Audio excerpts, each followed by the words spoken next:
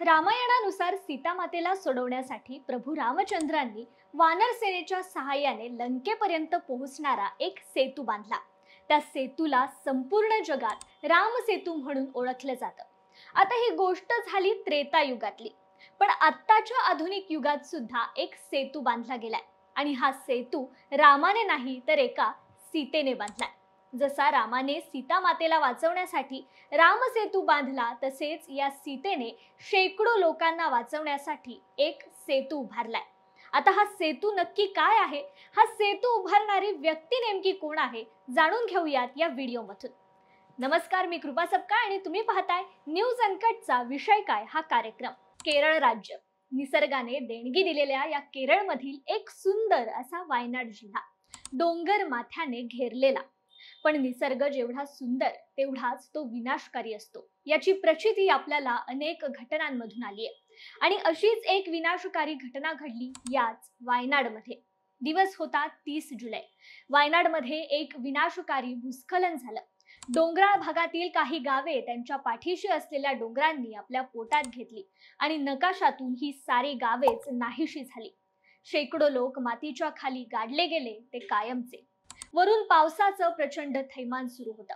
सकाळी ही बातमी इतरांना समजली। सुरालमाला गावाजवळच्या मुंदककाई खेड्याच्या आसपासची 4 गावे नाहीशी झालेली होती। घरच्या घर वाहून गेली होती।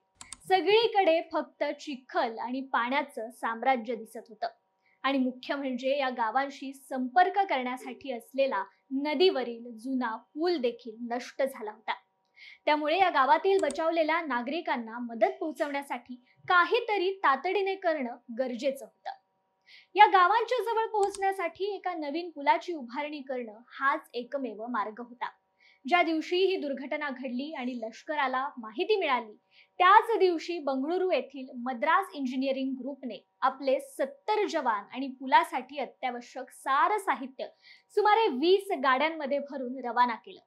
या तुकडीचं नेतृत्व दिलं गेलं होतं या तुकडीतील एकमेव महिला अधिकारी मेजर सीता अशोकराव शेळके या शूर महिलेकडे।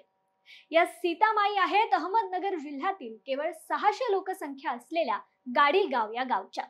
पेशाने वकील असलेल्या अशोक भिकाजी शेळके यांच्या कन्या। लोणी येथील प्रवरा इंजिनिअरिंग कॉलेजमधून त्यांनी अभियांत्रिकीमधील पदवी प्राप्त केली। पण त्यांना अंगावर अभिमानाची, अधिकाराची आणि सन्मानाची वर्दी घालायची होती, म्हणून आधी त्यांनी IPS होण्यासाठी प्रयत्न केले। त्याच जोडीला भारतीय लष्करात दाखल होण्याचे प्रयत्न सुरूच होते। तिसऱ्या प्रयत्नात त्या SSB परीक्षेत यशस्वी झाल्या आणि थेट गेल्या चेन्नईमध्ये। ना प्रदेश ओळखीचा, ना भाषा, परंतु सीतामाई डगमगल्या नाहीत। त्यांनी अत्यंत नेटाने कठीण लष्करी अभ्यासक्रम पूर्ण केला आणि मद्रास इंजिनिअरिंग ग्रुपमध्ये अधिकारी झाल्या।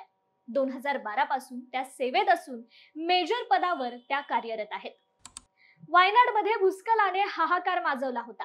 जो पूल यात वाहून गेला होता तो त्वरित बांधणं अत्यंत गरजेचं होतं। त्याशिवाय ज्या गावाशी संपर्क तुटला होता तिथे मदत पोहोचवणं जवळजवळ अशक्य होतं। पण या लोकांना मदत पोहोचवण्याची जबाबदारी घेतली मेजर सीता शेळके यांनी। आपल्या जवानांसोबत सतत 36 तास पावसात चिखलात उभं राहून त्यांनी काम केलं। आपले सारे शिक्षण, ज्ञान, लष्करी प्रशिक्षण पणाला लावलं।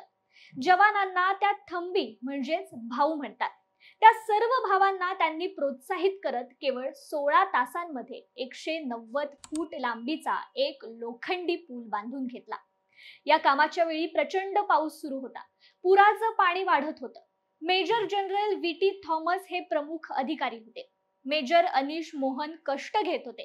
सर्वत्र चिखल, पुराचं वाढतं पाणी, बघ्यांची गर्दी आणि पूल लवकरात लवकर बांधण्याचा ताण।